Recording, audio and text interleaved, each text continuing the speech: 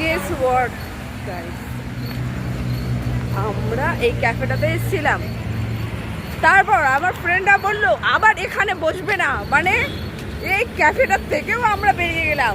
ঠিক আছে, ওই যে আজকে নতুন খুলেছে, আমরা এক্সপ্লোর করতে এসেছিলাম, কিন্তু ম্যানেজমেন্ট ভালো না, তাই জন্য আমরা চলে যাচ্ছি। আজকে প্রথম খুলেছে, ওরা এখন ম্যানেজমেন্ট করে উঠতে পারেনি। আর আমাদের আমরাও হলাম অ্যাটেনশন শিকার, আমাদের একটু অ্যাটেনশন দিতে হয়, আমাদের দেয়নি, আমরা চলে এসেছি। আমরা এখন আমাদের ডেলিভার জায়গায় যাবো, আমাদের আড্ডা ওম্যান্স ওম্যান্স